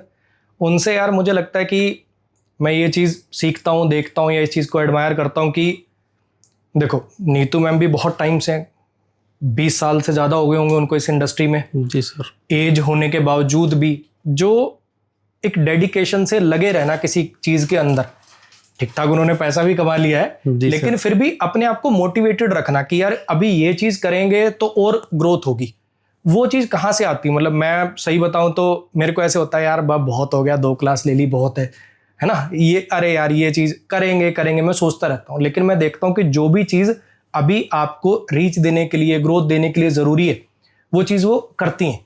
तो ये चीज़ मुझे लगता है कि एक टाइम के बाद जब इंसान थोड़ा सा हो जाता है ना कि ठीक है, फिर भी अपने आप को मोटिवेटेड रखना, कंटिन्यू रखना, तो ये चीज़ उनसे मतलब इंस्पायर हो सकता है लोग इस चीज़। जी सर। तो सर इसी में आगे नाम है अभिनय सर का। अभिनय सर से मेरे भाई मैं 2 चीज़ों में उनकी तारीफ़ करूँगा। एक तो अपनी बात को मुखर होके बोलना। जी सर। वो चाहे वो कोई चीज़ उनको सरकार की ठीक ना लगे या किसी चीज़ की ठीक ना लगे तो वो बोलेंगे, ठीक है जी। और कोई भी इंसान मुझे लगता है कि बोलने से पहले जो चीज़ों को सोचे कि अरे यार ये बोल दूंगा तो मेरा कोई नुकसान ना हो जाए, तो वो चीज़ों में वो निडर है, ठीक है। अब वो मुझे नहीं पता कि उनके पास किसकी बैकिंग है, ये मुझे आइडिया नहीं है, लेकिन अगर मैं ऊपर से देखूं तो मुझे ऐसा लगता है कि निडर तो है भाई बंदा, इसमें कोई दो राय नहीं है। और दूसरा एक जो होता है ना जिसको हम बोलते हैं ओरेटर स्किल्स, या कह लो कि अपनी आर्टिकुलेट करना, अपनी बात को कहने में, समझ रहे हो, कहने की मुखरता होती है कि अच्छा इस बात को ऐसे कहा जाएगा तो ज़्यादा इम्पैक्ट डालेगी, तो वो चीज़ बड़ी बढ़िया है उनकी। जी सर। इसी में सर आगे नाम है आप ही के साथी मिस्टर गगन प्रताप सर। गगन सर से यार देखो, मैं जो चीज़ मैंने अभी बहुत पहले मैं नहीं जानता था, अभी जब से ये सिलेक्शन वे में आया हूँ तभी से मेरी बातचीत हुई है जी। तो इसमें जितना मैंने देखा है ना कि जिस चीज़ के लिए मतलब पहले मुझे लगता था यार ठीक है, लेकिन जो चीज़ मैंने सच में ऑब्जर्व करी है, ऐसा नहीं है कि मैं साथ में हूँ तो मुझे तारीफ ही करनी है, लेकिन एक पॉइंट जो मुझे लगता है वो है कि लगे रहना, मेहनत करते रहना। कहने का मतलब क्या है कि पहले मैं देखता था और सोचता भी था, जैसे लोग बोलते थे कि यार अरे नोटिफिकेशन की वीडियो बनाते हैं, ये तो है ना, टीचर है, टीचर का काम पढ़ाना है, ये तो नोटिफिकेशन की वीडियो बनाते हैं। जी सर। अरे यार ये तो इस चीज़ पे वीडियो बना रहे हैं। फिर अब मुझे लगता है कि यार उस चीज़ में सच में एफर्ट्स लगते हैं भाई। उस चीज़ को क्रिटिसाइज करने की बजाय अगर आप वो खुद करके देखोगे ना तो आपको पता चलेगा। रात को 12 बजे नोटिफिकेशन आई, जी सर, 12:05 पे वीडियो आ जाएगी। बिल्कुल सर। तो उसमें भैया एफर्ट्स लगते हैं। और सबसे बड़ी बात ये क्या है कि जिस चीज़ के लिए लोग क्रिटिसाइज करते थे आज सब लोग वो काम खुद कर रहे हैं। बिल्कुल। कोई भी चीज़ आप लगा लो, चाहे नोटिफिकेशन की वीडियो बनाना लगा लो, चाहे कोई रील शूट करना लगा लो, चाहे बुक का प्रमोशन करना लगा लो, कोई भी इंडस्ट्री में टीचर नहीं है कोई इक्का दुक्का को छोड़ के जो खुद वो काम ना कर रहे हैं। पहले जिस चीज़ के लिए उनको ट्रोल करते थे वही चीज़ें आज उनको देख के वो खुद भी करते हैं। तो एक होता ना कि करना भी, सोचना नहीं कि यार ये कर दूंगा मैं, तो वो वाला जो एटीट्यूड है वो बहुत बढ़िया है इनका। जी सर। आगे इसी में आगे नाम है रानी मैम का। देखो रानी मैम, मुझे लगता है कि इंग्लिश में कुछ चुनिंदा टीचर्स ही हैं जिनका मतलब मुझे लगता है कि मैं रिस्पेक्ट करता हूँ उनको किसी चीज़ के लिए, तो वो रानी मैम है। अक्सर क्लास में ना कई बार जैसे मैं मजाक भी करता हूँ तो मैं कहूँगा कि अच्छा वो वाली मैडम की क्लास नहीं है ये, हले मेला बाबू, मैं तो ऐसे ही डांट मारता हूँ, तो बच्चों को लगता है कहीं रानी मैम को करें। अरे नहीं भाई, मेरे बहुत बढ़िया पढ़ाती हैं वो। और सबसे इंपॉर्टेंट बात अगर मैं रानी मैम की कहूँगा तो वो है उनकी कंसिस्टेंसी।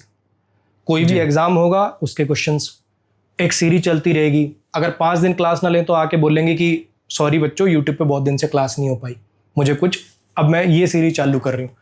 तभी उनके देखो सब्सक्राइबर नंबर भी बढ़े उनके इसी वजह से, क्योंकि कॉन्टिन्यूटी में हम सोचते रहेंगे अरे डाल लेंगे, अरे हाँ करेंगे, अरे हाँ करेंगे, वो कर देती। तो कॉन्टिन्यूटी अगर किसी को मतलब किसी से सीखनी है तो वो रानी मैम से सीखनी है।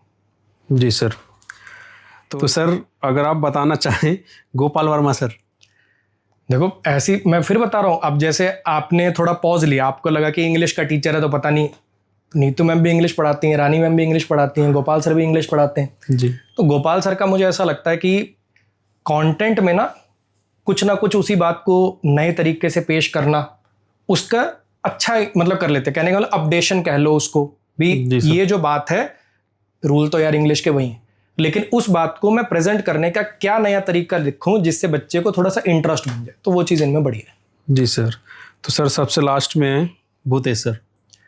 भूतेश सर तो आप ये कह सकते हो मेरे भाई कि मतलब अगर मैं अपना नेचर देखूं तो ऑलमोस्ट वही चीज़, सब्जेक्ट अलग है बस, लेकिन ऑलमोस्ट वही चीज़ कि उनको थोड़ा सा ये भी है कि मैं ओवर भी ना कर दूं और मुझे रिलेवेंट भी बने रहना। जो दुविधा मेरे साथ होती है ना, वही मैं उनके साथ देखता हूँ। अपने एथिक्स को मेंटेन करके चलना, बहुत कंसाइज वे में अपनी बात को कहना। ये नहीं है कि मतलब कोई चीज़ करनी है तो उसके लिए 1.5 घंटे की वीडियो बनाएंगे, नहीं, लिमिटेड जितनी उस टॉपिक, सीधी बात, नो बकवास, भाई वाली सलाह, जो मतलब मैं मेरे साथ चीज़ें करता हूँ। तो मैं मतलब कह सकते हो कि मैं इंग्लिश का भूतेश सर हूँ, या फिर ये कह लो कि वो इंग्लिश के अमन सर है। मतलब पर्सनैलिटी हमारी काफ़ी मैच करती है, अच्छी मतलब बढ़िया बनती है ये जी सर। तो सर ये तो बच के निकलने वाली। 1 मिनट में इसमें ना रोक के एक चीज़ बोलना चाहूँगा जी। इसमें मुझे एक टीचर का नाम और लेना है जी। वो है अंकुल सर, ठीक है जी। और उनका नाम मुझे इसलिए लेना है मेरे भाई क्योंकि बहुत, अभी मैंने पीछे 1-2 वीडियोस देखी, मैं किसी का नाम नहीं लूँगा, लेकिन मुझे ऐसा लगा कि शायद वो, मैं शॉर्ट में बताऊं तो मैं अंकुल सर से पढ़ा हुआ हूं अपने टाइम पे। तो शॉर्ट में क्या होता ना, कुछ ऐसा बताने या ऐसा दिखाने की कोशिश करी जाती कि शायद अगर मैं ये कहूँगा कि मैं अंकुल सर से पढ़ा हूँ या ये बात अगर किसी को पता चल जाए तो मुझे इससे कोई दिक्कत है।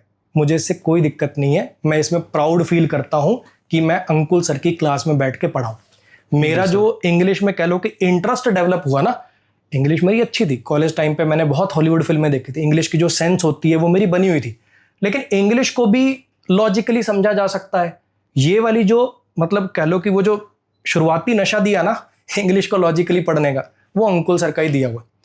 तो अंकुल सर के लिए दिल से बहुत ज़्यादा रिस्पेक्ट है, उनसे ज़्यादा नॉलेज मुझे नहीं लगता कि इंग्लिश के किसी फैकल्टी के पास है, ठीक है सर। तो उनके लिए हमेशा रिस्पेक्ट है। और बाकी भाई जिसको भी लगता है कि मुझे इस बात को बताने में या ये बात किसी के सामने करने में कि दिक्कत है कि मैं अंकुल सर से पढ़ाऊँ, तो बिल्कुल दिक्कत नहीं है, ठीक है। अंकुल सर की दिल से बहुत बहुत बहुत ज़्यादा रिस्पेक्ट है मेरे मन में, इसलिए मैं स्पेशली उनका नाम इसके अंदर जी सर।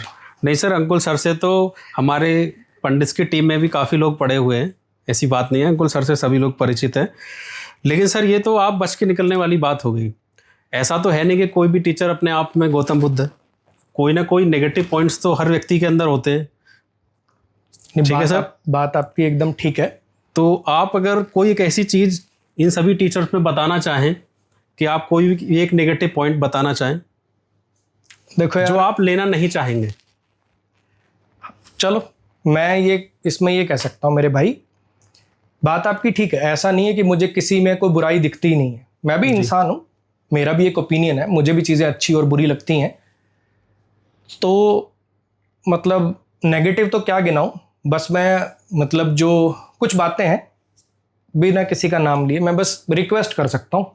मैं कौन होता हूँ भाई किसी को क्या कहने वाला, आप ये करो, आप ये सही करते हो, गलत करते हो, जिसको जो मन करे वो करो, छोटी सी जिंदगी है। जो सीनियर टीचर्स हैं, ठीक है, जो 10-12 साल से फील्ड में हैं, उनसे कह लो कि एक मेरी रिक्वेस्ट है। होता क्या ना कि जब भी कोई नया टीचर उभरता हुआ हमें दिखता है जी, तो हम थोड़े से ना इनसिक्योर हो जाते हैं। हम भी तो किसी की जगह ही आए थे जी, जब हम जिनसे पढ़ रहे थे उस टाइम पे वो बहुत ज़्यादा पॉपुलर थे। आज शायद वो उतने पॉपुलर नहीं है, आज आप पॉपुलर हो, कल कोई दूसरा आएगा। ये तो देखो हमारी फील्ड की सच्चाई है कि आपका जो करियर का पीक है वो 5, 7, 10 साल है, ठीक है, उस टाइम पे आप कह लो डोमिनेट कर रहे हो। तो ये चीज़ आप मतलब एक्सेप्ट करनी पड़ेगी हम सबको कि हाँ और भी लोग अब पॉपुलर होंगे। तो थोड़ा सा ये ना करें कि जैसे कोई नया बंदा पॉपुलर हुआ तो वो जो भी कर रहा है उस चीज़ में कमियां निकाल लें। मान लो वो प्रमोशन कर रहा है तो ऐसे प्रमोशन क्यों करता है, मान लो वो कोई रील्स डाल रहा है तो तू रीलबाज है, समझ रहे हो क्या बात कर रहे जी सर। और दिक्कत कमियां निकालने में भी नहीं है, दिक्कत असली ये है कि जब वो काम आप खुद कर रहे हो तो एटलीस्ट नहीं कहना चाहिए। इसको मैं अपनी एक बुराई बता के मैं आपको एग्जांपल देता हूँ कि आज से 4 साल पहले तक मैं मतलब कोई भी सिलेक्टेड बच्चे की फोटो नहीं डालता था कभी भी, ठीक है जी, तब तक हो सकता है 4 साल पहले की मेरी कोई वीडियो में मैंने ये भी बोला हो कि ये जो सिलेक्टेड स्टूडेंट्स की फ़ोटो डाल देते हैं तो मतलब कि आपके स्टूडेंट यही थे और भी तो आपसे पढ़ रहे थे। जी सर। आप सिलेक्टेड स्टूडेंट की फ़ोटो डालते हो तो इसका मतलब ये हो गया कि आप उनका क्रेडिट ले रहे हो कि हमारी वजह से सिलेक्ट हुए। ये रियलिटी नहीं है, पढ़ते तो हमसे बहुत सारे, मैं भी ऐसी बातें करता था। हालांकि मैं आज भी मेरी कोई भी आप किसी बच्चे के साथ कोई इंटरव्यू देखो, कोई फ़ोटो देखो, कोई पोस्ट डालता हूँ, हमेशा लिखता हूँ कि हम सब टीचर्स का रोल 5% है, हमेशा मैं मेंशन करता हूँ। लेकिन फिर भी अब मैंने वो फोटोज़ डालनी शुरू कर दी हैं सिनेरियो को देखते हुए, बच्चों का ही सजेशन लेते हुए कि सर डालो, वरना ऐसा लगता है कि आपका कोई सिलेक्ट ही नहीं हुआ। ये चीज़ ज़रूरी है आज के टाइम पे सर्वाइव करने के लिए। जी, तो क्या अब मैं जब ये काम खुद कर रहा हूँ तो मैं किसी को कह सकता हूँ कि ये फ़ोटो डाल के गलत कर रहा है? बिल्कुल नहीं कह सकता ना। जो काम आप खुद कर रहे हो उसके लिए आप किसी को क्रिटिसाइज नहीं कर सकते, सिंपल बात ये। हाँ, मुझे अभी भी क्रिटिसाइज किया जाता है कि तूने 4 साल पहले बुक क्यों बोला था, तब मैं माफ़ी मांगूंगा कि हाँ भैया धीरे धीरे इंसान ग्रो होता है, सिचुएशन के अनुसार अपने आप को सर्वाइव करने के लिए उसको चीज़ें कुछ करनी पड़ती हैं। जी, बस ये चीज़ मुझे थोड़ी सी पिंच करती है कि जो काम आप खुद कर रहे हो उसके लिए किसी को क्रिटिसाइज करना वो ठीक नहीं। मैं रिक्वेस्ट ही है, मैं फिर बता रहा हूँ, कोई कमी नहीं है भाई, बस रिक्वेस्ट है कि मतलब बात ठीक लग जाए तो मत करिए। और दूसरा छोटी सी चीज़ मुझे ना मतलब मैं उनको कहना चाहूँगा जो भी थोड़े से कह लो कि फील्ड में नए हैं। अब मैं उनको ना ये वर्ड जो लोग यूज़ कर देते हैं छोटा टीचर, वो गलत होता है, ठीक है।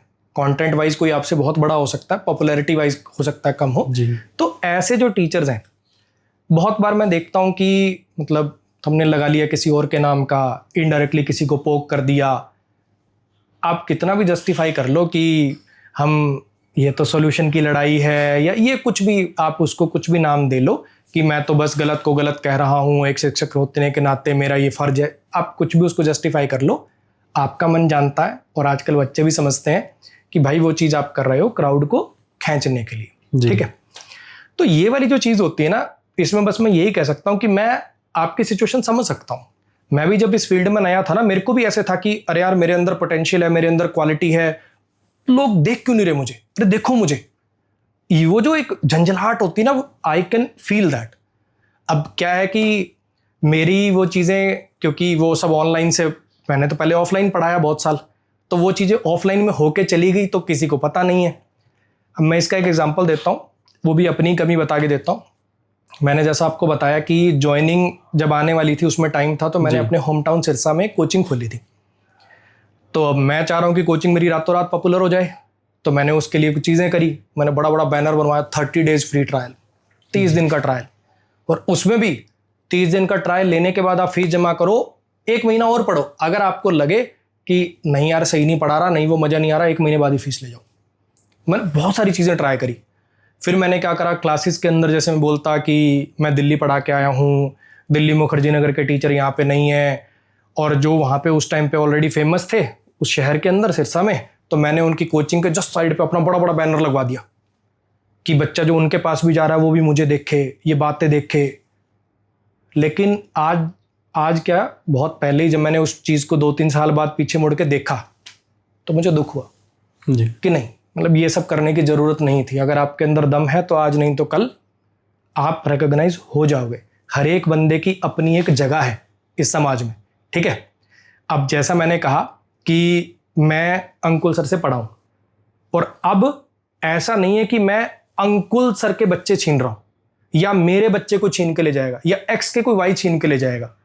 हर इंसान की एक जगह है, हर इंसान का कंटेंट को डिलीवर करने का एक तरीका है, उसकी एक पर्सनैलिटी है, और उसके लिए भी बच्चे बने। तो वो सब चीज़ें मैं देखता हूँ तो मुझे दुख होता है। हालांकि मैंने अपनी गलती के पश्चाताप के रूप में उन सर से फ़ोन पे बात करी, उन्होंने मुझसे बहुत अच्छे से बात करी, मन में था उनके, लेकिन बहुत अच्छे से बात करी। मैं उनके घर गया, मैंने घर जाके माफ़ी मांगी कि सर मुझे दुख है कि मैंने ऐसा किया, शायद मैं नया था फील्ड में तो गलती होगी सर, माफ़ कर देना। तो आप लोग भी जब देखोगे ना, जैसे आज मुझे मान लो 12 साल हो गए फील्ड में, मैंने 2013 में पहली क्लास ली थी अपनी ऑफलाइन की जी आज मुझे 12 साल हो गए। तो आप भी जब 5-7 साल बाद जब पीछे मुड़ के देखोगे ना तो आपको भी अच्छा नहीं लगेगा अपनी उन चीज़ों को लेके। तो भाई यही है कि वो चीज़ें अगर अवॉइड कर सकते हो तो मैं समझ रहा हूँ आप, मतलब आपके अंदर क्या बीत रही है, आपको लगता है कि मैं उससे ज़्यादा टैलेंटेड हूँ या मेरा कंटेंट उससे अच्छा है, लोग उसको क्यों देख रहे हैं, मुझे क्यों नहीं देख रहे, आई डिजर्व दिस। उस झंझलाहट में सारी चीज़ें हो जाती हैं, I can feel that, but पीछे मुड़ोगे तो बुरा लगेगा, बस यही है। जी अब मिल गई संतुष्टि जी सर। ठीक है, अब नाम नहीं ले सकता किसी का, लेकिन जो मेरे मन में था वो मैंने कह दिया। जी तो सर अभी तक हमने आपकी पर्सनल लाइफ, कंट्रोवर्सी से लेके सभी पर चर्चा की, तो हम थोड़ा बच्चों के पॉइंट ऑफ व्यू से बात करते हैं कि जो बच्चे एसएससी की तैयारी करते हैं, तो आपके एक्सपीरियंस से बच्चे एसएससी की तैयारी में सबसे बड़ी गलती कहाँ करते हैं, जिसकी वजह से या तो बहुत से बच्चों का जो सिलेक्शन है वो डिले हो जाता है या बहुत से बच्चे सेलेक्ट भी नहीं हो पाते? तो खैर मैंने जो ऑब्जर्व किया ना, आज की डेट में जो सबसे बड़ी गलती है, और उस गलती की शुरुआत हुई है मेनली ऑनलाइन एजुकेशन से। हालांकि ऑनलाइन एजुकेशन के फ़ायदे बहुत ज़्यादा हैं। जो बच्चा खुद से डेडिकेटेड है उस बच्चे का टाइम सेव हो जाता है, उसको कोचिंग में आने जाने का टाइम, जब मर्जी वो रिवाइज कर सकता है, 2x स्पीड पे पढ़ सकता है, फ़ायदे अनेक हैं। लेकिन उससे दिक्कत क्या हो रही है ना, उससे नुकसान, 2 तरीके के नुकसान हो रहे हैं। एक तो ऐसा बच्चा जो अपने आप उतना डेडिकेटेड नहीं है कि वो पूरा फ्लो में एक बार पढ़ पाए, है ना, और दूसरा मल्टीपल रिसोर्सेज, मल्टीपल ऑप्शंस वो इतने आ गए हैं कि जिसकी वजह से बच्चा पजल हो रहा है। आप देखते होंगे, अगर मैं सही में पूछूं तो जितने बच्चे भी इस वीडियो को देख रहे होंगे, अगर वो अपने मन, ऐसे मन पे, छाती पे हाथ रख के अगर अपने आप से पूछें क्या तूने सच में किसी भी एक टीचर को पकड़ के क्या उससे कोर्स पूरा किया, तो ऐसा जवाब देने वाले आपको 5% से ज़्यादा बच्चे नहीं मिलेंगे आज की डेट में। रीज़न क्या हो गया, ऑनलाइन की फीस बहुत सस्ती है, तो हर कोई बच्चा 5-5, 7-7 कोर्स भी ले सकता है। कुछ बच्चों के लिए फीस बहुत ज़्यादा भी हो सकती है, मैं उस चीज़ को एक्सेप्ट करता हूँ, लेकिन उनकी संख्या कितनी है, उनकी संख्या 5%, 10% मैक्सिमम मान लो। 90% बच्चे के लिए आज की डेट में ये जो 1500-2000 में कोर्स मिल जाते हैं सारे सब्जेक्ट्स के, इसकी कोई वैल्यू नहीं है। उसके चक्कर में अभी उसने सलाह दे दी, अभी एक टॉपर की वीडियो देख ली, वो कह रहा है ये टीचर सबसे बढ़िया है। पढ़ रहा था, अच्छा वाला समझ आ रहा था जी, 2 चैप्टर पढ़ के अरे यार कुछ तो बात होगी, उससे पढ़ना शुरू करेगा। और हर टीचर भाई अपने आप में सब बढ़िया है, तो आप किसी के पास भी जाओगे पहले 2 चैप्टर में तो सब बांध लेंगे आपको वो अच्छा लगने लग जाएगा। फिर लाइब्रेरी में एक भैया उन्होंने सलाह दे दी, तुमने फिर टीचर, फिर किताब चेंज कर ली। तो सबसे बड़ी दिक्कत जो समस्या मैं आज की डेट में देखता हूं वो है सिलेबस ही पूरा ना कर पाना। क्योंकि सिलेक्शन तो तब होगा ना, स्टेज क्या है, सिलेबस, रिवीजन, प्रैक्टिस, ये 3 चीज का कॉम्बिनेशन आपको सिलेक्शन में रिजल्ट देने वाले हैं। तो भैया जब सिलेबस ही पूरा नहीं होगा तो रिवाइज क्या करोगे और प्रैक्टिस किस चीज की करोगे? फिर आप कहते रहते हो मैं 2 साल से कर रहा हूँ, 3 साल से कर रहा हूँ, मेरा तो हो नहीं रहा। तो मुझे लगता है कि जो आपको कंफ्यूज होना है वो बैच लेने से पहले हो जाओ, ठीक है। अब काफी लोगों को लगेगा शायद मैं पेड बैच का प्रमोशन कर रहा हूं। आप YouTube से पढ़ लो, लेकिन YouTube की भी आप लिस्ट बना लो मेरे भाई कि भैया ये चैप्टर में ये वाला इतना पोर्शन इस टीचर से, उसको लिख दो और फिर वो दीवार पर टांग दो और वो पत्थर की लकीर है। फिर रोज रोज चेंज नहीं करोगे। और अगर इतना खुद के अंदर डेडिकेशन नहीं है, इतना अपने ऊपर कंट्रोल नहीं है, हर दूसरे दिन विचलित हो जाते हो, तो पेड कोर्स लेके, क्योंकि आजकल उतनी ज्यादा फीसें भी नहीं है, और स्टॉप लगा दो। सब सलाहों पे, सब इंस्टा पे और इन चीज़ों पे कि भैया अब ये कोर्स है और मुझे यही करना और बात खत्म। तो ये चीज़ मुझे लगता है बहुत ज़्यादा इंपॉर्टेंट है। दूसरी चीज़ मैं देखता हूँ भाई, ओवर एक्सपेक्टेशन। जी। ओवर एक्सपेक्टेशन का मतलब क्या है कि कोई इंटरव्यू देखा टॉपर का, उसने कहा कि मैंने 5 महीने तैयारी करी और मैंने तो फर्स्ट अटेम्प्ट में निकाल लिया। अब तुम देखते हो कि मेरा तो सिलेबस ही 1 साल में पूरा होगा और तुम फिर अपने आप पे डाउट करते हो, टीचर पे डाउट करते हो।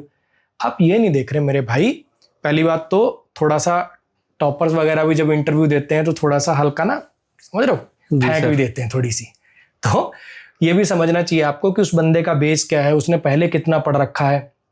अब इसको एक एग्जांपल से समझते हैं, ठीक है। मान लीजिए कि अभी कोई मुझे कहे कि 10 किलोमीटर की रेस है और ये तुझे कंप्लीट करनी है। देखो उस बंदे ने करी है, देखो उस बंदे ने करी है, उस बंदे ने देखो 5 दिन वो रनिंग पे आया और उसकी हो गई, तो क्या मैं भी कर लूंगा?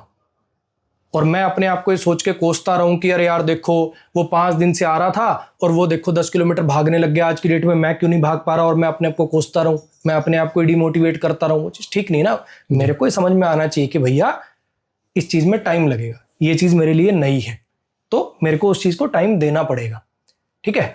हो सकता है कोई गांव का बच्चा आए, ऐसे चुटकी में 10 किलोमीटर भाग जाए वो जी। तो कोई भी चीज़ जब आपके लिए नई होती है, आपका उस चीज़ से पहले एक्सपोजर नहीं होता, तो आपको टाइम लगता है। बहुत बच्चे सिलेबस हो सकता है 7-8 महीने में कवर कर लें और बहुत बच्चों को सिलेबस ही कंप्लीट करने में 1.5 साल लग जाए। ये कुछ भी गलत नहीं है इसमें। आप देखिए कि आप कहाँ स्टैंड करते हैं। एक ऐसा बच्चा जिसने पहले से जो इंग्लिश फिल्में देखता है, इंग्लिश न्यूज़पेपर पढ़ लेता है, मैथ्स उसका पहले से अच्छा है, ठीक है, रीजनिंग उसकी अच्छी थी, वो टॉपिक्स नहीं पढ़े थे, वो जल्दी जल्दी उसको कर देगा, वो हो सकता है 7 महीने में सब कुछ कवर कर दे। लेकिन ऐसे बच्चे जिसने पहली बार 6ठी क्लास में ए फॉर एप्पल पढ़ा था, है ना, इंग्लिश को कभी सीरियसली लिया ही नहीं, हमेशा सारी जिंदगी दूर भागा है, मैथ कभी उसने किया ही नहीं, हमेशा रो रो के पास हुआ है, वो बच्चा अगर ओवर एक्सपेक्टेशन कर ले कि मेरा क्यों नहीं हो रहा 4 महीने में, और डिमोरलाइज होता रहे, तो फिर कैसे काम चलेगा। तो आपको गोल्स बनाने हैं, लेकिन वो रियलिस्टिक बनाने। अपना हर बंदे की जर्नी, हर बंदे का पाथ अलग होता है, हर बंदे के हिसाब से स्ट्रेटजी अलग होती है, और किसी की स्ट्रेटजी अप्लाई ना करें। हर किसी की चॉइस अलग होती है, जो टीचर आपको अच्छा लग रहा है हो सकता है उसको अच्छा ना लगे। सब टीचर्स अच्छे हैं, चूज करने में जो टाइम लगाना वो लगाओ। अब 15 दिन लगा लो कि मैथ्स इससे पढ़ूंगा, इंग्लिश इससे पढ़ूंगा, रीजनिंग 15 दिन लगाओ, कोई दिक्कत नहीं है। चूज करने से पहले आप 10-10 वीडियो देख लो, लेकिन एक बार टिक के करो और फिर आप देखो कि हाँ मैं किस लेवल पे स्टैंड करता हूँ। टीचर जितना पढ़ा रहा, देखो यार बाकियों को समझ में आ रहा है, मुझे कम समझ आ रहा है, इसका मतलब मेरा बेस उस टॉपिक का, उस सब्जेक्ट का उतना अच्छा नहीं है। इस बात को एक्सेप्ट करो और उस हिसाब से अपनी रणनीति बनाओ। जी सर। धीरे धीरे चलोगे, स्टेप बाय स्टेप चलोगे, अपने आप को बिना डिमोटिवेट किए, तो आप भी वहां पे पहुंच जाओगे, 100% पहुंच जाओगे। जी सर। तो सर जैसे आपने बताया कि एसएससी की तैयारी को इस तरीके से मोड़ देना चाहिए, लेकिन ऐसे बहुत से बच्चे हैं जो हिंदी माध्यम से हैं बिल्कुल एसएससी के फील्ड में, तो उनके अंदर इंग्लिश को लेके एक तरीके का फोमो है कि, और उनका अगर हम देखें भी तो सिलेक्शन में कहीं ना कहीं इंग्लिश की वजह से ही प्रॉब्लम क्रिएट होती है। तो आप ऐसे बच्चों को क्या सलाह देना चाहोगे? तो खैर इसके अंदर मैं ये कह सकता हूँ कि जो सबसे पहला, जैसे मैंने कहा कि आपको सबसे पहला तो स्टेप ये है कि आपको मानना पड़ेगा। एक वो फिलॉसफी में लाइन नहीं होती, first you accept that you don't know. कुछ भी जिंदगी में जानना है तो पहले ये मानो कि मुझे नहीं आता। जब तक आप अपनी हवा में रहोगे ना, अरे मुझे थोड़ा आता है, ये आता है, तब तक बात नहीं बनी। पहले तो एक्सेप्ट करो कि मेरा ये पोर्शन वीक है, ठीक है। जब आप ये एक्सेप्ट कर लोगे तो आप अपने आप को माना लोगे, समझा लोगे कि हाँ मुझे इस पोर्शन में टाइम लगेगा। किसी को मैथ्स में लगेगा, किसी को इंग्लिश में ज़्यादा लगेगा, किसी को जीएस में ज़्यादा लगेगा, सबका अलग अलग ना। बहुत सारे गांव के ऐसे बच्चे होते हैं, मैथ्स उनके लिए बिल्कुल चुटकियों का काम होता है, जी सर, है ना, लेकिन इंग्लिश में दिक्कत है। बहुत सारे ऐसे जिनके लिए इंग्लिश आसान है, उनके लिए मैथ्स बड़ी दिक्कत है, मैं भी उनमें से था। तो सबसे पहले तो आप ये समझो कि हाँ भैया मेरा इस सब्जेक्ट में बेस थोड़ा कमज़ोर है, फिर उसके लिए काम करेंगे। अब उसके अंदर काम करने के लिए सबसे पहले जिसका आपको समझ आ रहा है, देखो होता क्या ना, सारे ही पोर्शन है, ग्रामर, वोकैब, रीडिंग कॉम्प्रिहेंशन सारे इंपॉर्टेंट है जी। लेकिन पढ़ने आपको सारे ही पढ़ेंगे, उसके बिना सिलेक्शन नहीं होगा। लेकिन 2 चीज़ों में आपको थोड़ा सा समझने की ज़रूरत है। सबसे पहले आपको ग्रामर पढ़नी पड़ेगी थोड़ी शुरुआत के लिए, क्योंकि ग्रामर क्या है ना, ग्रामर काइंड ऑफ एक साइंटिफिक सी चीज आपको लगेगी। अच्छा ये नाउन है, ये प्रोनाउन है, इसके बाद ये लगाना है, अच्छा ये क्यों लगाते हैं, तो उससे आपका एक इंटरेस्ट डेवलप होना शुरू होगा। आपको लगेगा कि हाँ ये मैं कर सकता हूं। और इसके साथ साथ थोड़ा थोड़ा आपको रीडिंग पे ध्यान देना है। स्टोरी बुक्स लेके आओ। बहुत बच्चों को मैं बोलता हूँ कि 5वीं 6ठी किताब को लेके आओ, तो उन्होंने वो इज्जत पे ले जाते हैं ऐसे, और सर ने हमें 5वीं की किताब पढ़ने को बोल दिया। बार पढ़ के तो देख मेरे भाई, तुझे पता चलेगा कहानी। आजकल तो चैट जीपीटी वगैरह का यूज कर सकते हो इस चीज के लिए। उसको बोलो कि मुझे एक 5th-6th स्टैंडर्ड के हिसाब से एक स्टोरी दे, वो स्टोरी आएगी, आप उसको पढ़ो, आप उसका मीनिंग निकालने की कोशिश करो। फिर उसको बोलो कि अब तू इसका हिंदी ट्रांसलेशन दे, फिर आप देखो कि आपको कितना समझ आया। इसके जो डिफिकल्ट वर्ड्स थे ये इनका मुझे मीनिंग बता। टेक्नोलॉजी है तो उसका यूज कर लो। हालांकि चैट जीपीटी अभी उतनी इवॉल्व नहीं हुई है कि उससे आप एक्सपेक्ट करो कि सारे ठीक दे दे। आप एसएससी का या कोई भी बैंक का, सीडीएस, एनडी, किसी का भी आप प्रिपरेशन कर रहे हैं, प्रीवियस ईयर पेपर दोगे, वो 100 में से 10 सवाल गलत कर देगा। लेकिन हाँ, जो चीजें उसकी पॉजिटिव आप ले सकते हो वहां से उठाओ उस चीज को। जी तो सर। 2 ही सलाह है हिंदी मीडियम वाले बच्चे के लिए। पहली सलाह तो मेरे भाई ये कि आप पहली ऐसी चीज उठाओ इंग्लिश में जो आप कर सकते हो। जिस टीचर से आपको समझाए, सब टीचर अच्छे, जिस भी से भी आपकी ट्यूनिंग बैठ रही है उससे पढ़ना शुरू करो। पहले ग्रामर से शुरुआत करोगे तो उससे आपको लगेगा कि हाँ ये डूएबल है, हमें कर सकता हूं। और फिर उसके बाद रीडिंग को इंपॉर्टेंस देनी है। इंग्लिश का मतलब सिर्फ ग्रामर नहीं, ग्रामर एक शुरुआत है, एक सीढ़ी है जो थोड़ा सा आपको एक कॉन्फिडेंस दे सकती है, हाँ मैं कर लूंगा। लेकिन इसके अंदर मेन गेम रीडिंग कॉम्प्रिहेंशन का है। उसी से आपकी स्किल्स बनेंगी, जो जिसको बोलते हैं ना अपन सेंस। रूल से होने वाले जो क्वेश्चन है वो 70% ही होंगे, 30% सेंस का गेम है इस, क्योंकि लैंग्वेज है ना मेरे भाई। जी सर। तो उस चीज पे आपको ध्यान देना पड़ेगा कि आप इंग्लिश का मतलब सिर्फ ग्रामर ना समझें। आप जो स्टोरीज पढ़ना है, जब आप स्टोरीज आपको इजी लगने लग जाए तो आपको इजी न्यूज़पेपर देख लो। जब आपको वो भी ठीक लगने लग जाए तो आप द हिंदू पे मूव हो जाओ। हालांकि द हिंदू तक आने से पहले ही आपकी वो स्टेज आ जाएगी कि आपके कॉम्पिटिटिव एग्जाम का जो लेवल है वो होने लग जाए। जी। स्टोरीज पढ़ ली 2 महीने, फिर कोई और न्यूज़पेपर पढ़ लिया, उसके बाद अपना प्रीवियस ईयर के cloze test, parajumble, reading comprehension ये लगाना शुरू करो। और तीसरी एक चीज मैं इसमें स्पेशली मेंशन करना चाहूंगा, वो जो पीछे अपना पॉइंट था ना उसमें, जी, कि बहुत बच्चे क्या होते हैं ना, वो डिमोटिवेट होने का बहाना ही ढूंढ रहे होते हैं।